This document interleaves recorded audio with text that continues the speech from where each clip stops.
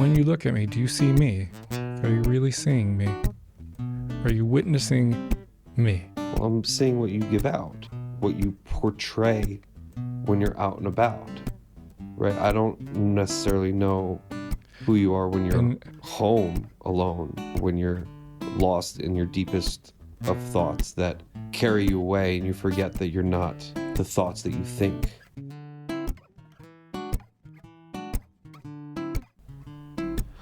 You know, like you sit in the, I feel like I sit in the chair and all of a sudden having like a regular conversation almost feels like, it's like, how do you still have a regular conversation with a mic in front of you?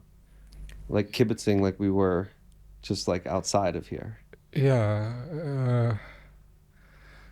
If you put a monkey in You're definitely going to need to talk louder. If you put a monkey in a tuxedo, yeah, he's still a monkey. It's true. But a well-dressed monkey. No, what I mean is the fact that we feel different in different clothing in different settings. I think that's a wonderful human trait. A monkey doesn't act differently because he's in a tuxedo. He just I want to feel the same all the time. I want to be the same that I am in my bedroom as I am outside the apartment. Just like maybe wearing more clothes. Maybe. But why? You don't want to have like moments and seasons? You just want flat?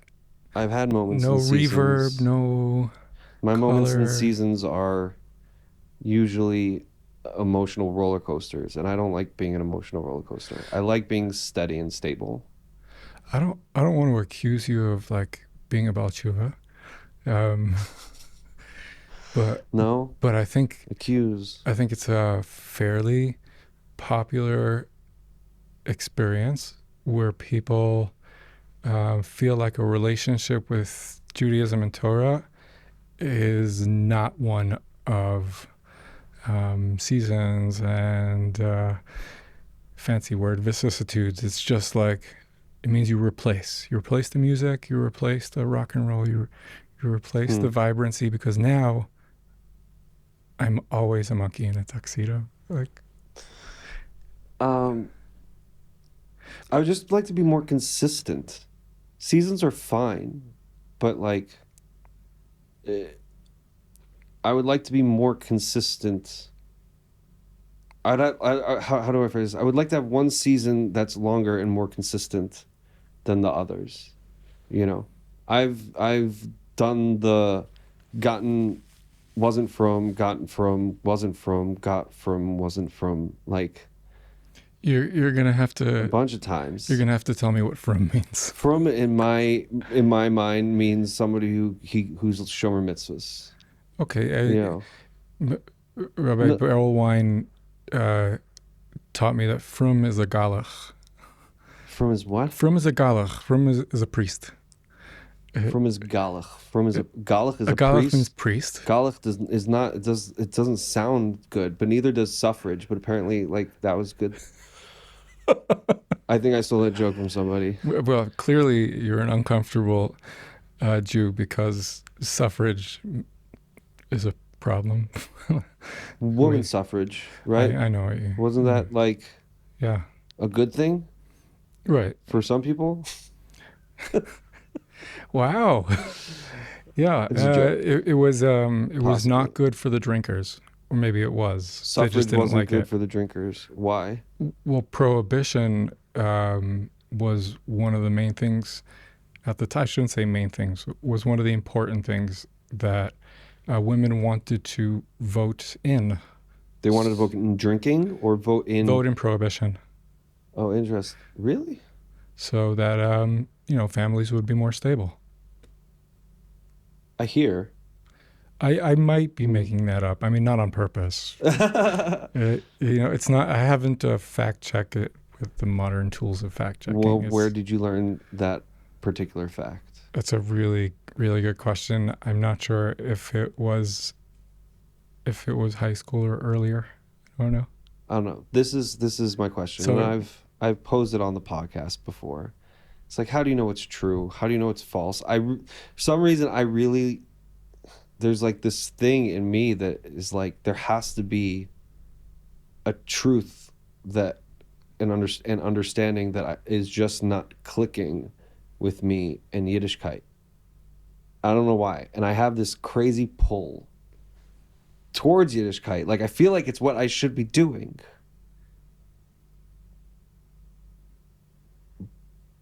but like why? Why? Why should I be doing it? Why do I have this pull? I don't know, man. Well, what's the why not for you? What's the why not? You have this pull, you feel drawn to it, and yet what? And yet, like I feel like I don't know. I don't know.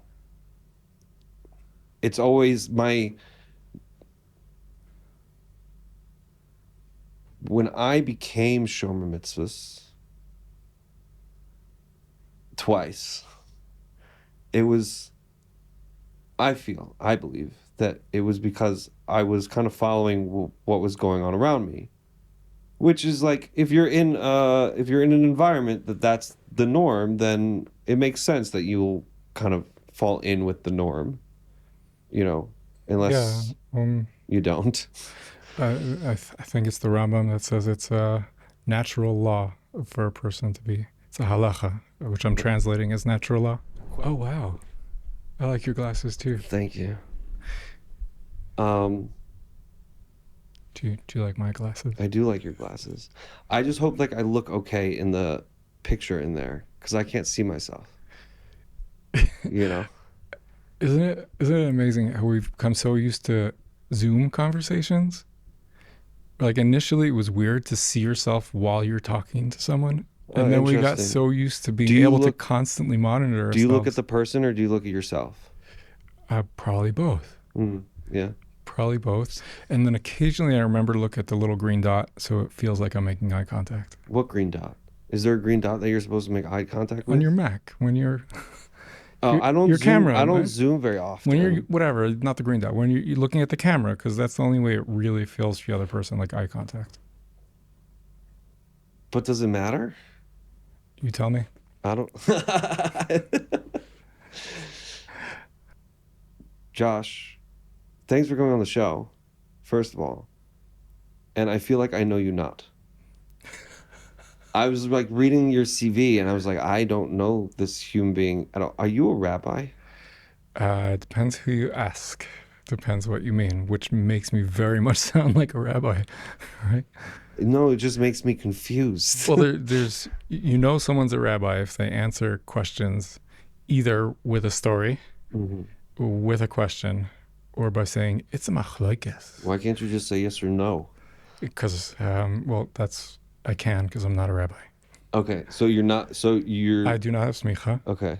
but I was a Torah teacher for a while, which Rav Moshe Feinstein would say permits someone to use the phrase rabbi in front of their name. Because you In taught English, people, not Rav, but rabbi. He rabbi. spells it out. But you wouldn't put Rav in Hebrew. Definitely not. But even when I was teaching Torah, I preferred not to be called rabbi. I felt it didn't Interesting. suit me or my way of relating to the people I was learning with. How do you relate to the people you were learning with? Um, Hopefully, as an equal who had different experience, not as a rav, not as a master or a guru of any type. Uh, there's a pair of stories that I love, parables really. One is about a man who's lost in the some kind of hedge maze, Okay. and this comes from the Mesilas Yesharim from the Ramchal. Um, and I would feel bad if I'm saying things in there and I'm not getting them across. So like Please interrupt me Does it at look any like you're not point. getting across? Do I have like just like a I glossy-eyed face on my no, just I have my ASD moments. So what's ASD? officially, autism spectrum disorder, which I don't have. So really, it's cultural appropriation. All I I'm think saying is some sometimes my is it empathy is a little low. is it weird that sometimes I think I'm autistic, but then again I You're think I'm a hypochondriac, so I have everything. There's always something wrong with me. Um, you're diagnostically greedy. Is that weird? it could be, it could be, but I don't know. I digress. I mean, there's a part of all of us that wants everything. So I do. I want why everything. not everything in the DSM also? Do I Like, want everything? I don't think I actually want everything. not all of you wants everything, but there's some of you that wants everything. I would. I want to crave knowledge. That's what I want. The guy in the hedge maze, so he's lost. And this is not to not respond to what you're saying that you want to crave knowledge, but maybe we'll get there. And there's a man in the tower who can see the entire layout of the maze, and he shouts out directions: go left, go right. And the wise maze experiencer will listen to the directions because he sees that the man in the tower can see everything, and he can't. And that would be to me a Rav, a master, a guru, a guide. But how do you pick the proper man in the tower? Because the man in the tower could tell you go left when you should have gone right. Well, I want to tell you that the other side of the coin story, um, which is about the man who's lost in the forest. And if, when I say man, I mean human. I don't mean male person specifically. Do you have to clarify Right?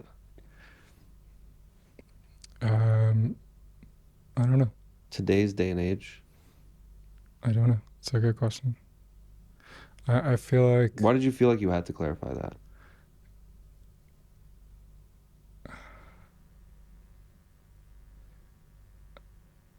I know what I look like, and I feel like to You're some beautiful. people, thank you, Yeah. thank you. What? And then, and I feel like some people would assume that means that when I talk about a man, I mean specifically a man. Well, that's their problem, Yeah, I think. I'm not totally convinced that um, that just because something is someone else's problem, it automatically means it's not my responsibility. Just because you. You know, the way people say your triggers are not my problem. Mhm. What if we want to have a relationship? No, I hear it, but like, what if just my being is one big trigger to you?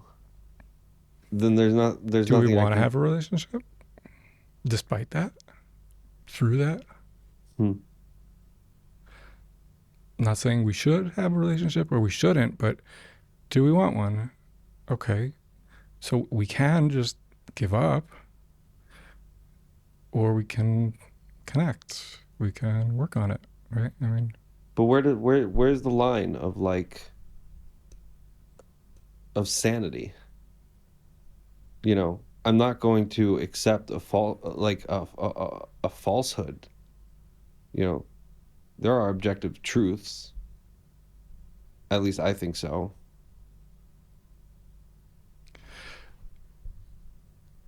I think Like if there, if somebody wanted if I'll give the I guess extreme example. I don't know if it's there but if there's a man who tells you to call him a woman, would you acquiesce to that? before I decide if he can tell me what to call him, I want to ask, does he have the right to tell me to call him at all? Right? If I want to communicate with him, then I probably, to some degree, want to know what's the best way to do that. But if there's a person walking down the street, they don't get to shout to me, call me woman or call me man. Maybe I don't want to communicate with them.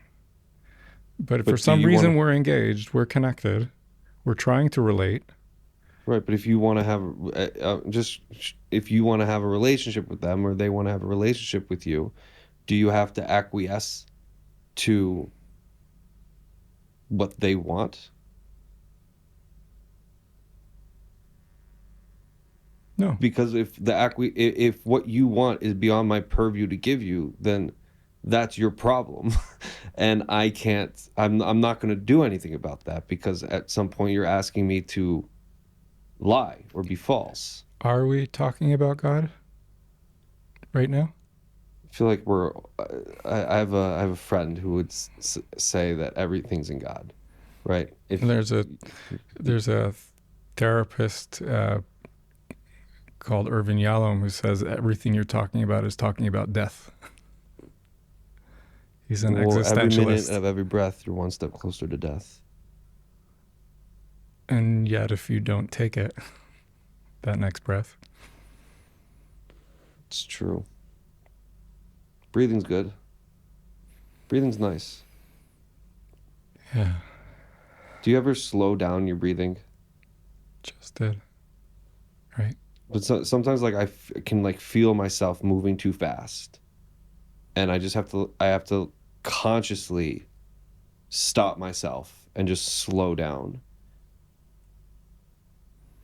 That's a pretty evolved awareness, mindfulness.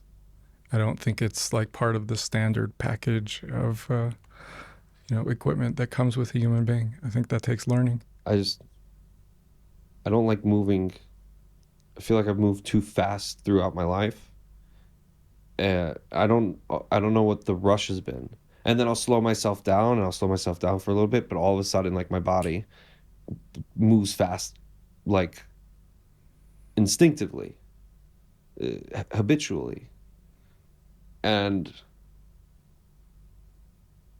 I feel like when I move, that's where a lot of, for me, anger and I feel like I say for me a lot on the podcast, but I think it's more because I don't want to, I don't want people to think I'm talking for them because I don't necessarily think I have the right to talk for people. Do you feel compelled To talk for people? to express things that would,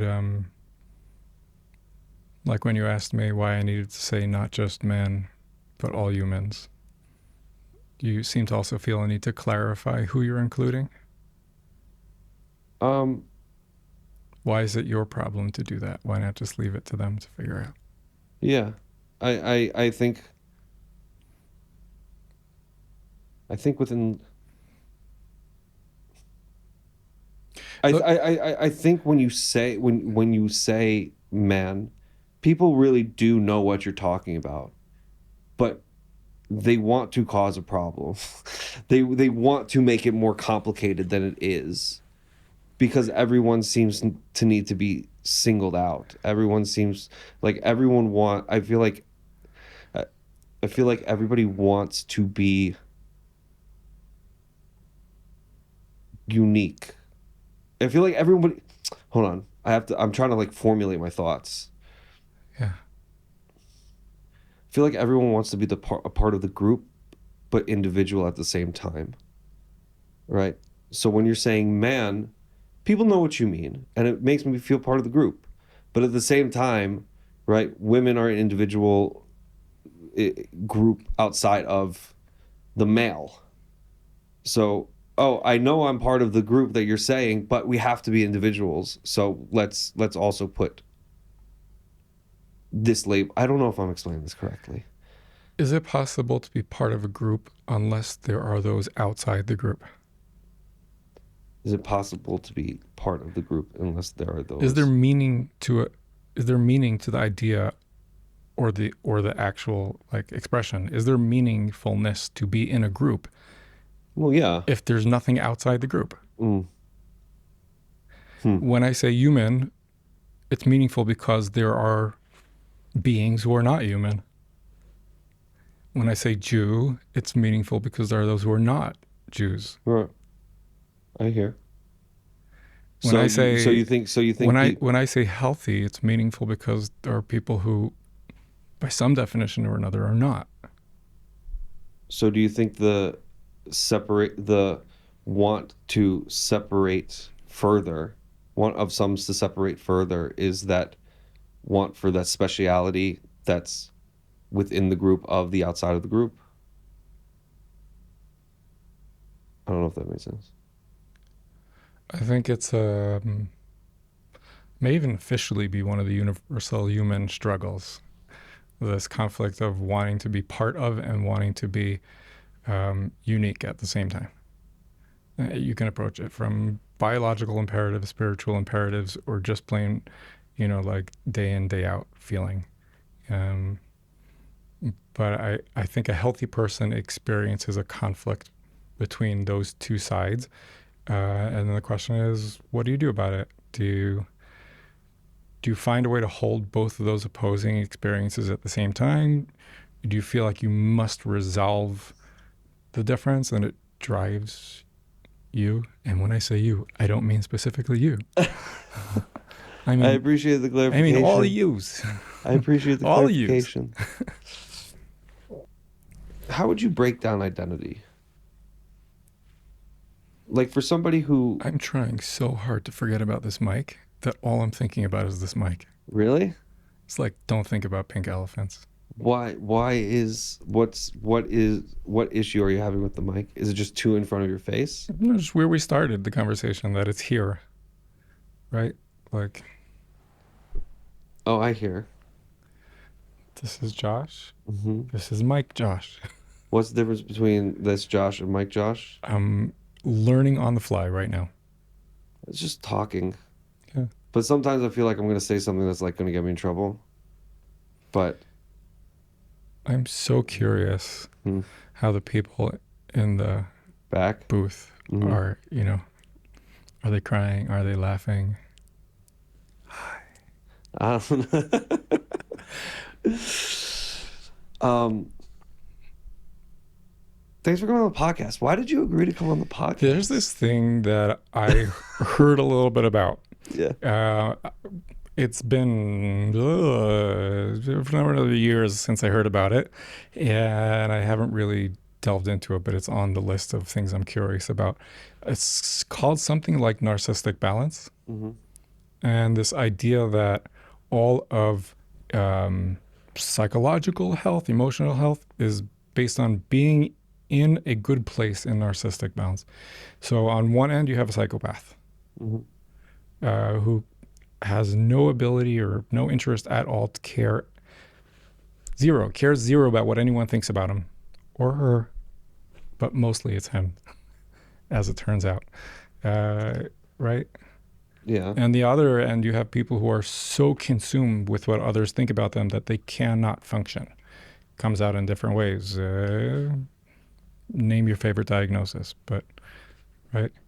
People who can't leave the house, people who can't talk to other people. Um, there's this range in the middle, which we think of as normal, healthy, functional. I think everyone's crazy just trying to act normal. In a crazy world, it would be crazy to just play along. In a crazy world, it would be crazy to just play along. I'm saying what might look normal is not very normal at all if you're in a crazy circumstance. Say that again. You and I were sitting in a chair here and we're enjoying conversation. But if right there was an atom bomb about to explode, Hmm. this would be insane. Yeah, but it may be the only logical thing to do. Is it So about to maybe go logic off? isn't always sane. So I just have learned that logic can be false, Right. and that blew my mind. Yeah. For some reason, I feel like there needs to be a right and a wrong answer, right? I was so convinced that if I can get to something logical, then it must be true. But that's not the case. Truth seems to lie with the perspective of the one who that truth comes from. Hold on. An example given to me was OJ Simpson, right? You could prove logically that he didn't do it. But at the end of the day, the only person who actually knows the truth is him. How crazy do you want to get? Let's go crazy. Are we real? Um, What in what's tarnation does real mean? what's the phrase? I think, therefore I am. Um, yeah, which there are challenges to. It's considered. I'm not a. I'm not a licensed philosopher. Uh, Yet you'll speak I philosophy. I have been told that it's considered to be um, the only accepted philosophical proof that is across the board considered to be solid. How we exist. I think, therefore I am. This formula that I think, therefore I am. Well, But what does that mean? Do animals think, and well, therefore they are? you and What I, are we talking you about and I thinking? both. I should be careful how I say it on a podcast. I was going to say you and I both did time, but I'll say you and I both enjoyed time at Orsameach. I owe Orsamech a lot. You know. Tuition. Yes. But also they gave me a place to stay, you know? They gave me a place to stay. They fed me. Um, they fed me food and probably other things that went into my brain, and now, you know, maybe it's I can't get it out. Was Avram in the kitchen when you were there? With Dinah? I remember Avram. I don't know. I don't remember. I remember my friends, and I remember the Rebbeim that I was close with. I was just there today actually. One of the reasons I did not do the smicha program I had enrolled in was I ended up dropping out to go to all the amazing classes that the Rebbeim were giving there. Um, Who's your favorite? so many favorites. Nice try. Not trying to catch you on a hot mic or anything. So many favorites. I was just about to quote Rabbi David Gottlieb. Yeah. I think he's officially a professor of logic and things. Didn't he go and to smart. MIT? Where'd he go? I don't remember He's very smart. There are a lot of very, very intelligent human beings that were smart. He shared in one of his classes when the I think therefore I am came up. He's shared a possible challenge to it, which is something along the lines of who's doing the thinking. I am because I'm experiencing thinking, but maybe it's just a quirk of language, because you can say it's raining even if you're an atheist. You don't mean that this great capital I it is causing rain to come, or like nature. We are experiencing a state of rainingness. There doesn't have to be someone who's doing the raining, right? So maybe I'm experiencing thinking, but there is no I. I have no idea if I explained that well at all.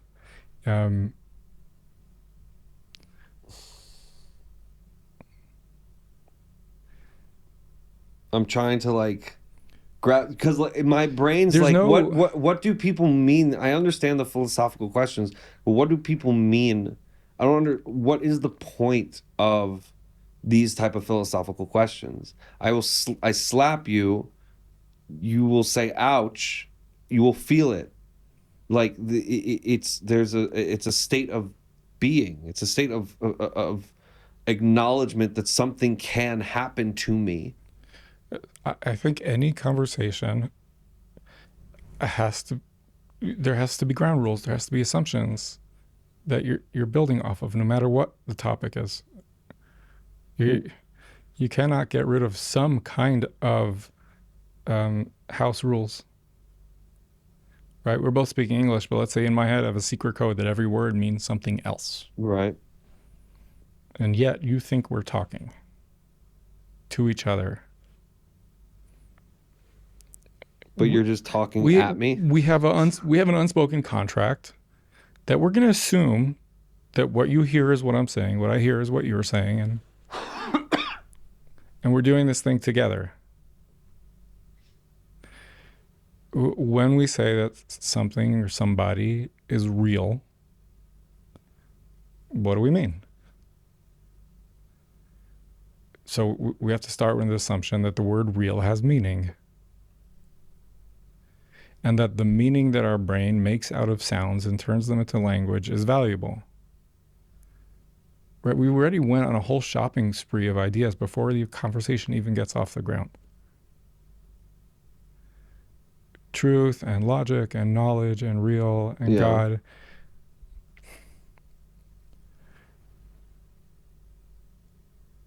I think if you don't experience real frustration around the limitations of being a created being that is inevitably permanently inside the box of creation, then you're not doing it right.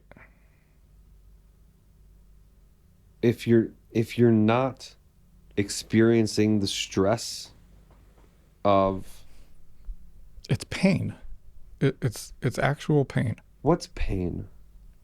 That there is a hard limit at the edge of what you can actually know. Don't sell it short. There's so much that a person can know or that humanity can know.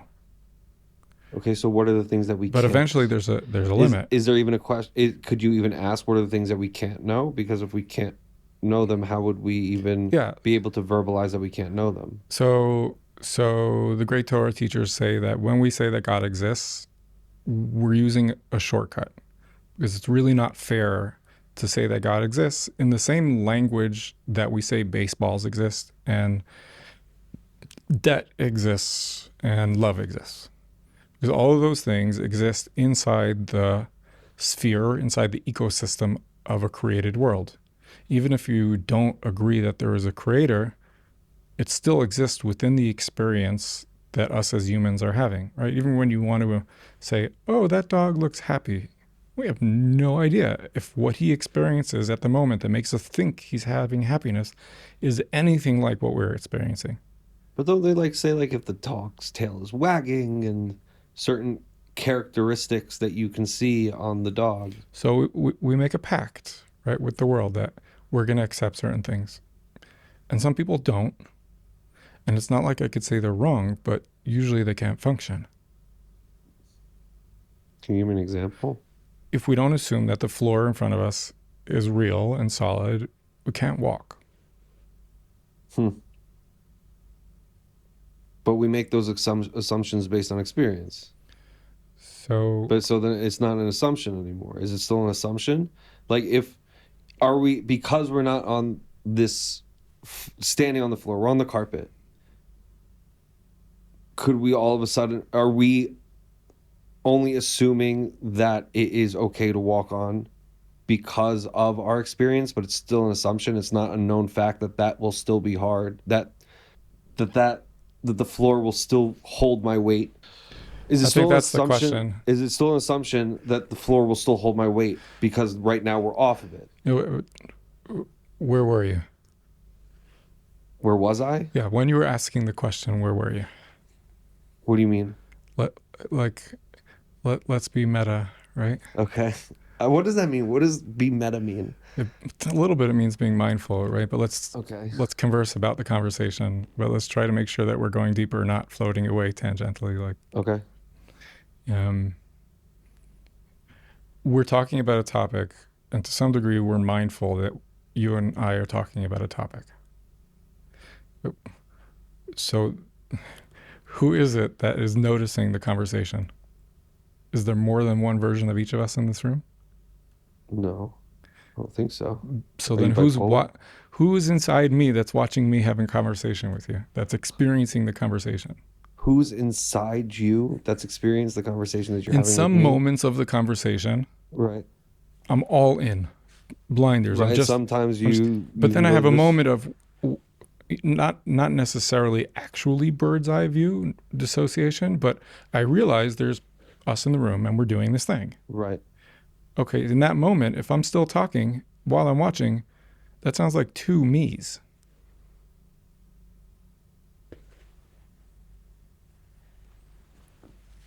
but there's one you.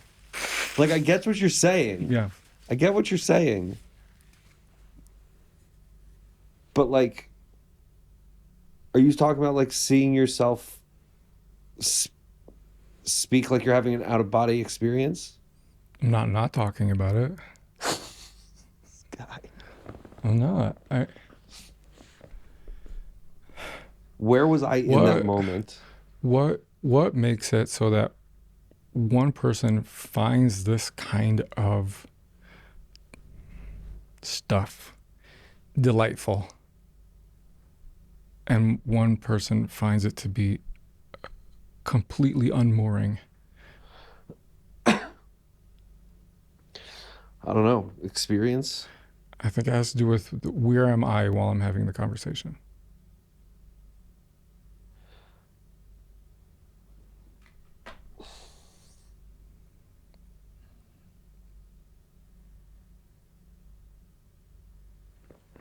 I don't know where we are in this conversation at the current moment. Okay. Is that not good? I feel very frustrated. I don't know why.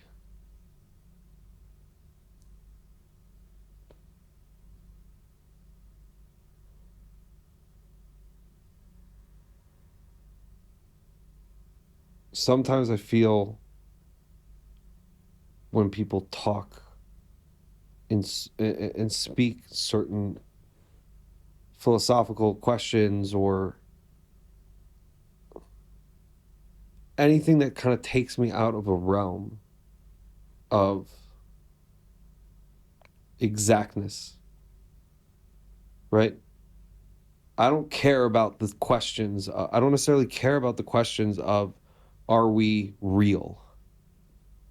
Because I don't think it matters. I don't think that question matters. Because I am I am here, you are in front of me, and there's an understanding that we are able to have an interaction. Whatever you want to say real means,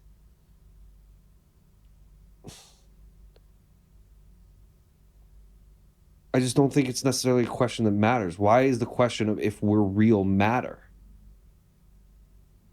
Isn't the questions that matter to me are, what am I do me being here, because there's only one other way for me not to be here. I'm here and I'm experiencing something that is, we want to use the word real, or it's life. I'm experiencing something and I have to do something. So what do I do? It's the question, what is my purpose? Right? Because if you can come up with some idea of that you're not real, then something that's not real doesn't have a purpose. At least in my head. If there's nothing, then there's no then what's the purpose of nothing?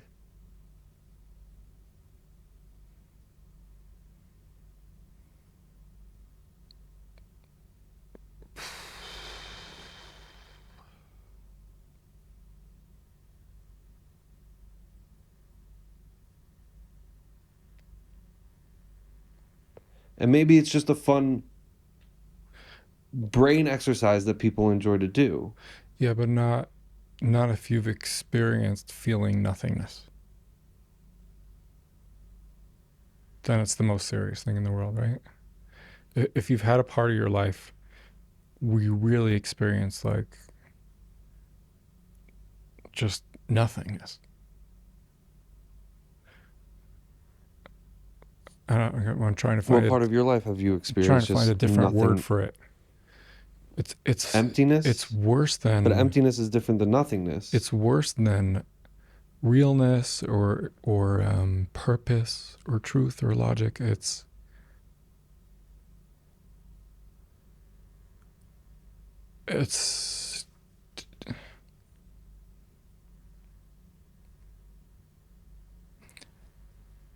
I'll I'll back out and try it this way. You know, Rabbi Twersky was famous for saying it's all about self-esteem. right? You wrote 30, 40 books, and they're all about self-esteem. That's the core of everything. What if you take it instead of self-esteem and then building self-esteem? What's beneath zero self-esteem? What's beneath like I'm completely worthless? For me, it was, am I at all? What do you mean? What do you mean, am I at all?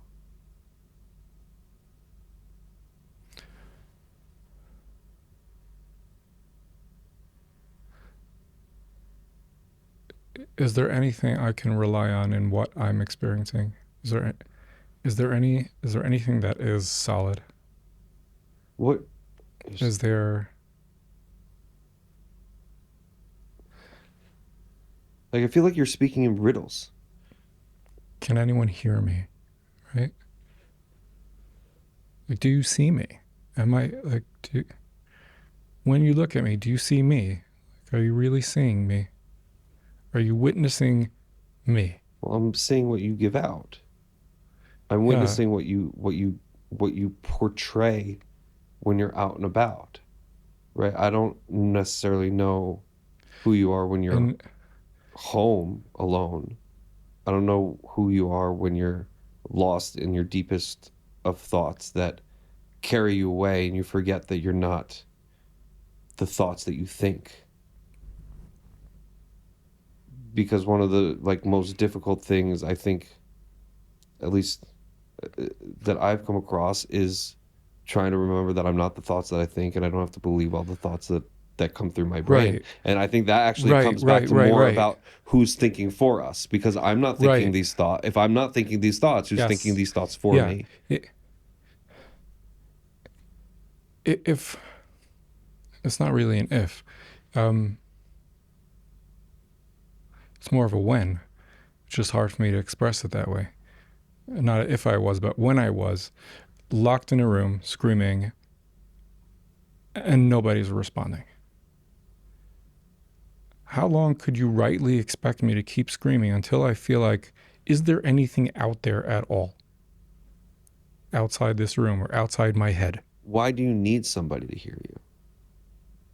Why do you need something to hear you? I don't have a better answer than it's how we're made, right? There was a couple of years when um, all the rage in parenting was sleep training your baby. Hmm. Babies do what babies are supposed to do, and they get uncomfortable in the night and they scream until someone comes to help them. And the brilliant solution, which sold millions of books and videos and seminars, was don't respond and they'll stop screaming. Like, of course they will. How long would you scream if no one responded? A minute, an hour, a day, a week? Eventually you're going to stop screaming because you have been trained to like the depths of your bones that you're helpless. Yeah, but I think you have a choice at the end of that scream when no one comes. Okay. I think at the end of I think at the end of the scream you could go a couple ways of, you can go, oh, no one's coming, woe is me, or no one's coming, how do I get the fuck out of this? And if I have to scrape and claw and be tired all the time just to get out of this, fine, because I can't be here anymore. Yeah, so I left the job. isn't that what you do? You claw and you scrape and you study and you speak and you act and you from and then I'm still stuck in here. So But why are you still stuck? Are you doing the same thing over and over again? I mean, you asked me why. I thought I heard you asking me like, why did I did the from and I undid the from and I did the from and I redid the unfrom Yeah. and like why all the like what's with the stop and start and stop and start? Well, because when you started, did you get out or did you go forward? Did it get you what you wanted? And then when you stopped and you rested, I only got what I wanted out of what I had always wanted at that point, was for people to like me and to fit in, you know? I was I've always studied with language, but even with the language issue, for some reason I always chop Torah. There's something that made sense about it. When I didn't go to class often, but I had somebody tell me when I came into class, I would miss like a week of class and I'd come in and the Rav would be talking and I'd raise my hand and I'd kind of understand already what was going on. And I had a friend, we were kind of like, we had a weird relationship because he was the guy who was always steiging, who always seemed to be steiging in the base midrash. And I was the guy who never went to the base midrash and never went to class, right? And I was jealous and envious of him because I wanted to be the guy who could sit in the base midrash and just learn. But he said to me, he was like, I don't understand how you miss class and you come and and you just hop it. You just get it. And he was like, and he said to me, he was like, I'm envious, because we had this talk to each other because there was always kind of like, we were always butting heads, but I didn't know why. And I didn't like it. He didn't know why he didn't like it. So we just talked and we both were envious of each other because we wanted what the other had. But I get what you had that he wanted. What did he have that you wanted? What looked like the consistency and the ability to sit down and absorb and study the information. You know, this is what I feel is really what I'm missing, is just it's from really taking on Yiddishkeit is a lack of information. But with that lack of information, also my brain goes, well, if I'm going to give the Torah a try, you know, and if the Torah, if we claim that the Torah is MS, then I'm going to test that out. If you're telling me that Torah is truth, it needs to be able to hold up against anything that anybody's trying to tell me is actual truth. Okay. In terms of experience or in terms of, Like, I'm open. we'll use the word unprofessionally, in terms of the logic. In terms of, yeah, in terms of the logic. If you, I and have, maybe, and maybe, yeah. I have days where, I would, I would keep this Torah thing even if it wasn't true, because I love it so much, because it just works so well for me, and it's delicious. Like, This and I is, also have days where I really, really wish I could convince myself it's not true, so I would be free to walk away. why would you want to be free to walk away? I feel like there's two, I don't know, just figuring it out now, thinking aloud. Like there's FOMO, and then there's, I don't know what to call it. Have you been from all your life? You're going back to the word from. Have you been I've been Shomer Shabbat, mitzvahs? Shomer Shabbos, Shomer. I've been Shomer. I've never rolled on Shabbos. Okay. I've never rolled on Shabbos, but clearly I have watched The Big Lebowski. So Clearly. some of Clearly. my I'm sorry, I friends couldn't and make you a white acquaintances would say Russian. that I'm off the derech Because you watched The Big Lebowski? because it's a motion picture. I don't want to use the M word. Oh. Sorry, I wasn't being sensitive to your triggers. You told me I don't have to. You don't have to be. You don't have to be at all. But I want to be. I don't necessarily want you to be. Because I don't want to be a person. Okay, there's a little part of me, tiny, tiny, and I don't act on it. I don't. That if I see a person who has an allergy to peanuts, I kind of want to see what happens. I understand that. I understand look, that. if I came into his house, respect, leave the bomb, leave the bomb outside. I think but I don't if think he it's a came good into my comparison. world, I don't think it's a good comparison. Because I think triggers are midos work and I peanut don't agree. allergies. I You don't think- agree? Okay, so I don't like the word triggers. The use of the word that I can sign on for is when it's words don't always do their job. No. I'll use the word trigger when I think it's physiological. It's neurological in a way that's physiological. What? Did you feel that? Yeah. Ailey, did you have a choice about feeling that? I If I moved, I could have done like a somersault. No, no. Oh, a choice about feeling it. Yeah. No. No. That's physiological. Yeah. I think there are some triggers that are like that. Like you say something and someone can physically. I think that's a real thing. I think like Hmm. triggers and like actual PTSD flashbacks, right? I think those are real. I think if we had But can they be worked on? and I also think there are triggers that are. But my question is, can they be worked on? Mm, Right? Can the trigger I'm not that only the is. president of the You Can Work on Your Triggers Believing Club, but I've been there myself. I'm also a client. Yeah, absolutely. So being a client, have you worked on your triggers that they're lessened? Yeah. You can't really work on your peanut allergy, that your peanut allergy is lessened.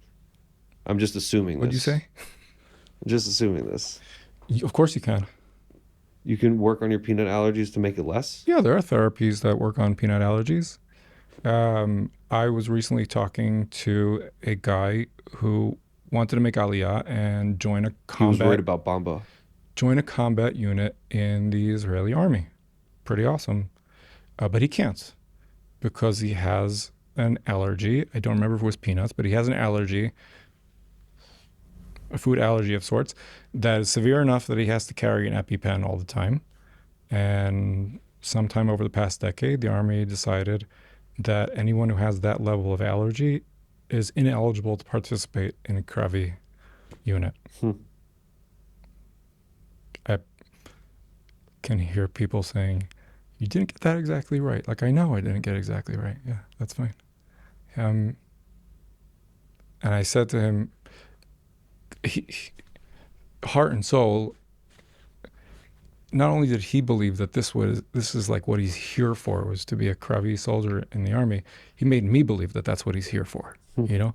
And How do you and do I that? wanted it badly for him because he spoke from his heart. No, it wasn't about guns and girls. It was about protecting my people, you know? Um, I said, "Have you looked into therapies that can get rid of your allergy?" He's like, "Yeah, and I'm working on it, but the timeline is not going to work out because it takes a couple of years to clear it, and then you have to be clear for a couple of years before the army is willing to accept you, and by then I'll be aged out of Kravi." And that's a whole nother like interesting topic of figuring out what your purpose is, Oh, and then being told by the world, by reality, Josh, by people, what do you think the purpose of life is? sorry, I'm glad you figured it out, but no, thank you. Right? He figured out I'm here to be a combat soldier in the Right. IDF, and the universe, as it's set up, said to him, "Great job figuring it out. No thanks." What do you think the purpose of life is?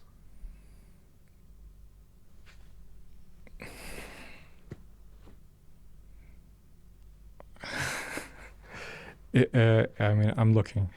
Can I run I'm something? looking, right? Can I run my thoughts by you? Because if you would have asked me 10 years ago, I would have rattled off a sheer for you about the purpose of life. Like I knew it. And then I feel hashtag blessed. I feel privileged.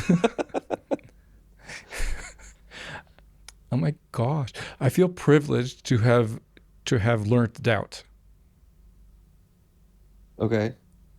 I was so But so what disgustingly certain. but what And does it's so doubt nice to but what like does doubt have to do with I think doubt is inherent in life. you want to run something by me as far as the purpose of life? But I'm saying just because you have doubt, like are you saying you doubt yourself within what you thought the purpose of life is or Ailey, that's was? what I was trying to tell you. I was just using too many syllables. Okay, Is so that we always start with assumptions. we always start Because with this. otherwise, doubt is the beginning, middle, and end of the conversation. And Wait, we how are you always going to make a start podcast like that? we always start with assumptions. Say this again. We always start with assumptions. There's a reality to If we doubt. didn't have assumptions, doubt is the beginning, middle, and end. Yeah, because we're limited. Yeah. The largest human being, the strongest, largest human being Maybe the only limit that you I, have, maybe the only limit you have Haley, I'm is the, telling a story, I Haley. understand, but maybe the only limit you have is the fact that you think you're limited. Okay, now you're tripping me out. Um, the only limit that I have is that I think that I'm limited. Yeah. Start levitating and spitting gold coins from your mouth right now. Go for it. There's a And difference yes, between limited and reality. there very well may be this guy up in the mountains of India who can actually materialize gold coins out of thin Oh, air I thought you were going to talk because about he Goku. has passed the limitation of believing that he can't do it. Right? I've never seen this guy, but people that I trust say they have. But what limits, but what do you think, like the fact that I can't fly doesn't, We'll I don't, assume that that's the truth. I don't think is a limitation. I just think it's a reality that I can't fly. That doesn't mean I'm limited. That just means the reality is I can't fly. The Okay, limits I see what you did there. the limits as a human. Who says it's better to fly than not fly? Oh, can we go with experience? Can we go with I want to fly but I can't, so I feel limited? That's a you problem. Like, That's why I came on this podcast, Ailey. I thought you were going to solve that for me. well, so why don't we talk about the meaning of life? What did you think the meaning of life When was? I say I want to fly, that's not really what I meant. Um, You want to smoke some weed? but I'm not I'm not into like propeller low altitude planes. That's not. I hear you. It's gonna have to be better than weed. I've experienced better, and it just doesn't. Mm. It's. I've also experienced probably what other people would think is better, but Sorry, I'm being so judgmental by calling it better. What I liked more. well, can I ask you a question? Are you a friend of Bill's? I am definitely a friend of Bill's. I was also a friend of Bill's. I don't know that Bill would have allowed me into his original group, Mm. but I would have But hoped Bill's so. got a bunch of different friends. Yeah. Um,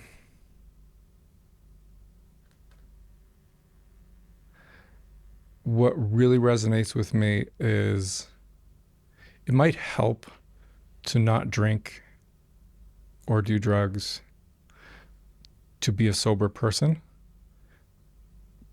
but that's only the tip of the iceberg. You can be a dry drunk, absolutely. For And sure. I stopped drinking something like 4 or 5 years ago because I thought it would help me become a sober person. Hmm. Because I wanted to be a part of what people who were working on sobriety were being a part of. And it's funny when I said when I say in meetings I was willing to give up alcohol to be a part of this group. Um, seriously, people get it, but at the same time they say you're not really an alcoholic then. But who's the judge? Who's the judge, man? I was if so. it was easy to stop drinking, does that mean I'm not an alcoholic? Say this again? I stopped drinking. Yeah. It was very easy to Yeah. stop drinking. Very easy. Okay. I just decided I wanted other things that were incompatible with drinking, and I stopped. It wasn't hard. Well, Does that break the definition of I think so. I don't I don't care because I I knew and I know that I have other dependencies that are unhealthy. And so whether or not alcohol is one of them doesn't really matter. I needed a program and a community to help me become a better person. It's interesting because when I was in program,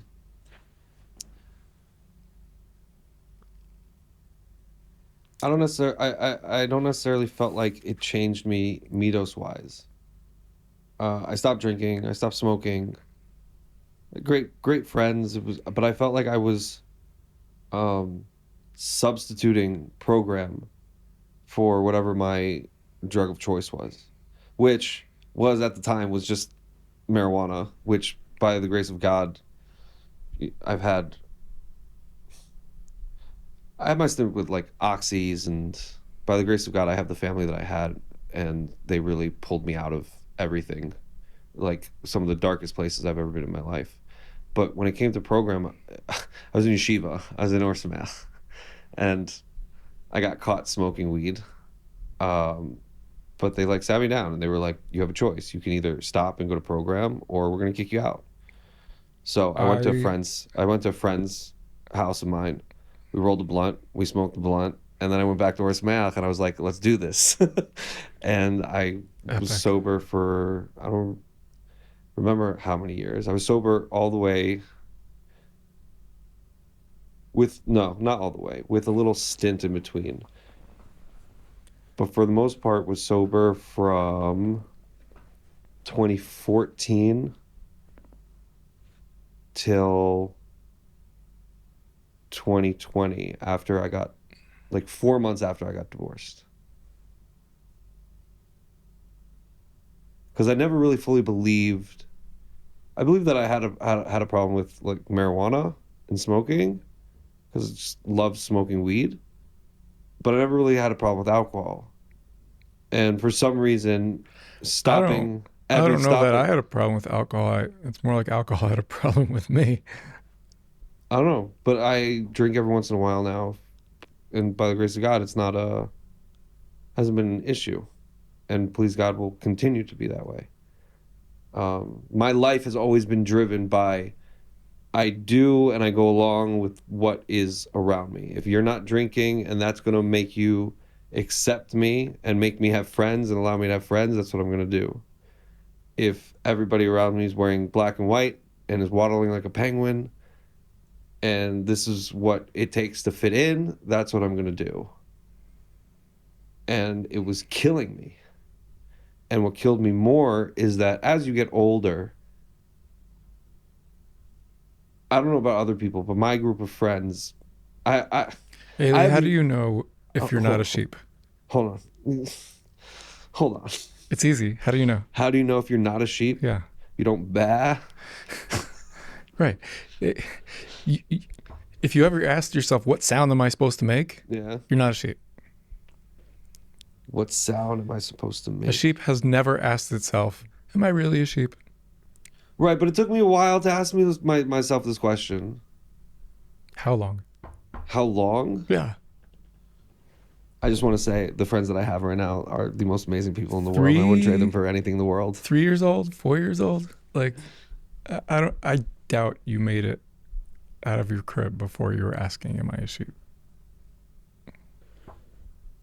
No, I feel like I've always kind of gone along to get along. And that was a choice.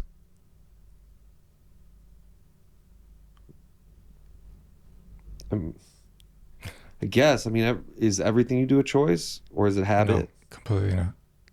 Should I smack you again? Please don't. Please don't. You actually like smack me kind of hard on the leg. I know. I didn't want it to like not work. Have you smacked Would, somebody and would it you like not to worked? smack me back? No, I don't not no.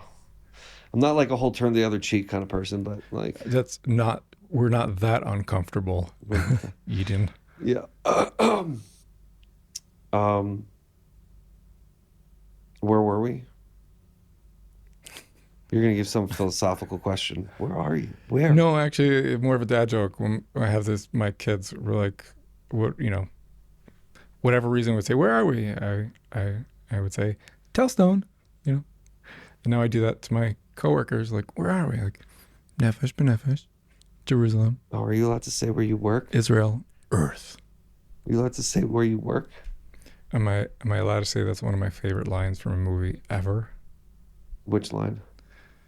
The guy goes, "Where am I?"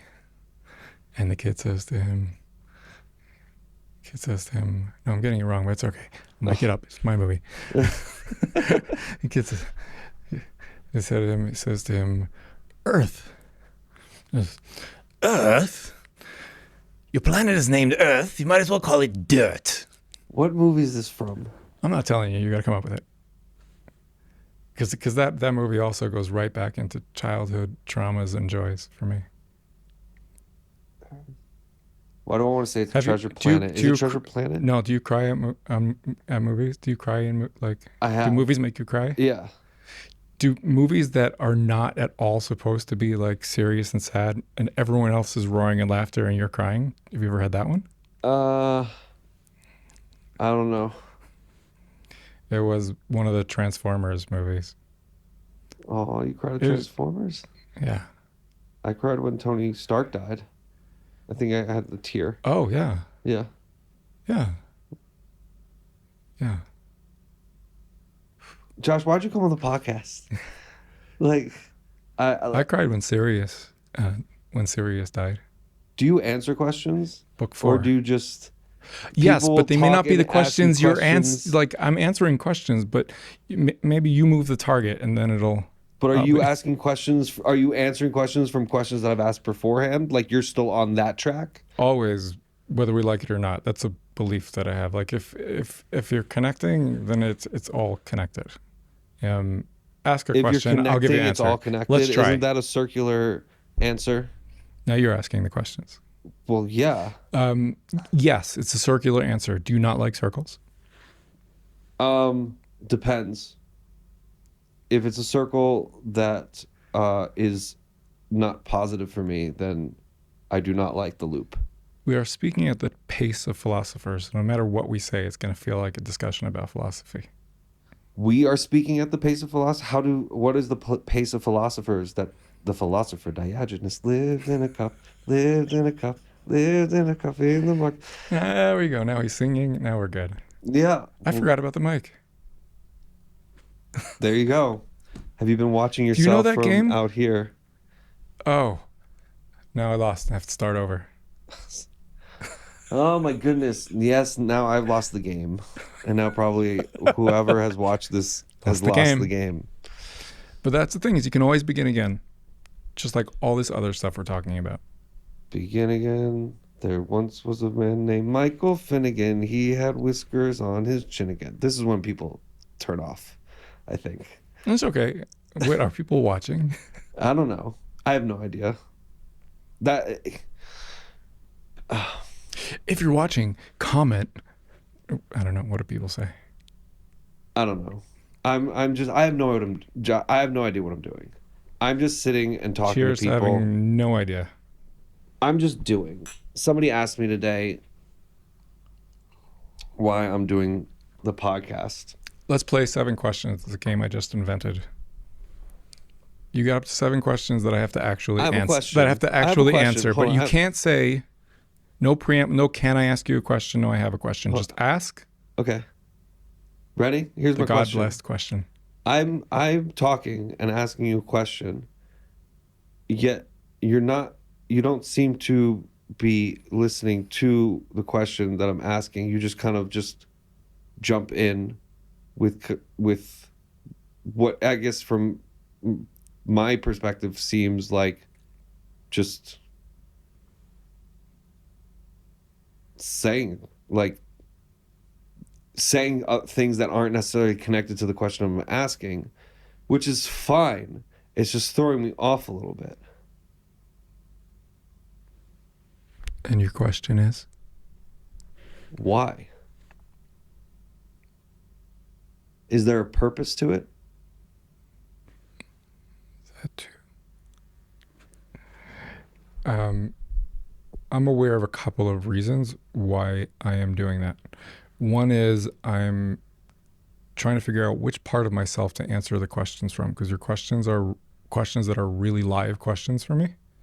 And sometimes I'm trying to figure out, do I want to answer it from an idea? Do I want to answer it from personal experience. And so I might start answering from one angle and then switch to another and get lost.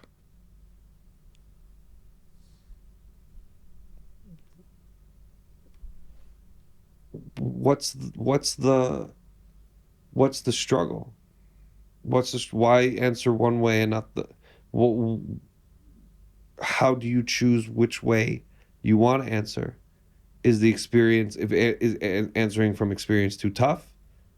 Because sometimes answering from the other place is just it sounds like we're talking riddles.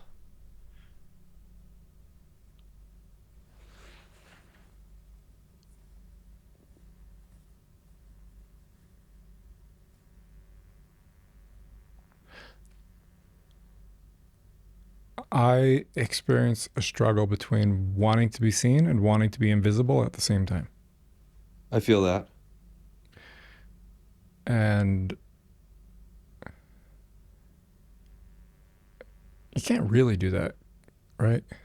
What are you scared of? You can't really do that. Are So you afraid of people really seeing you?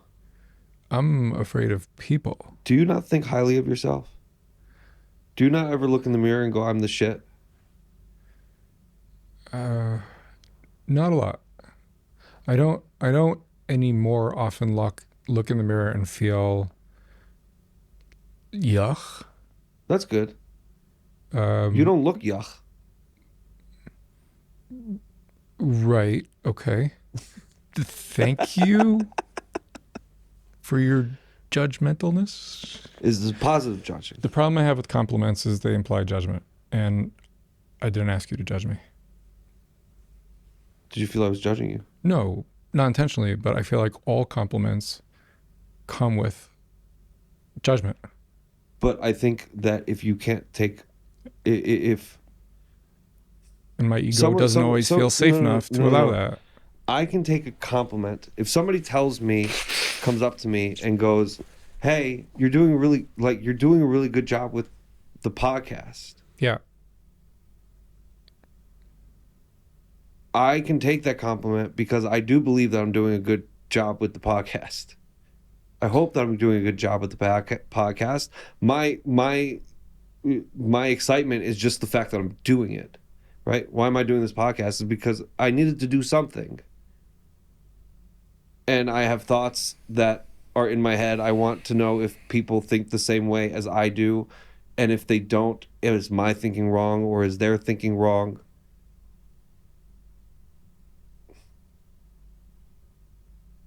But to take a compliment, if you're taking a compliment poorly, I think it's not the judgment of myself. I think it's the judgment of yourself.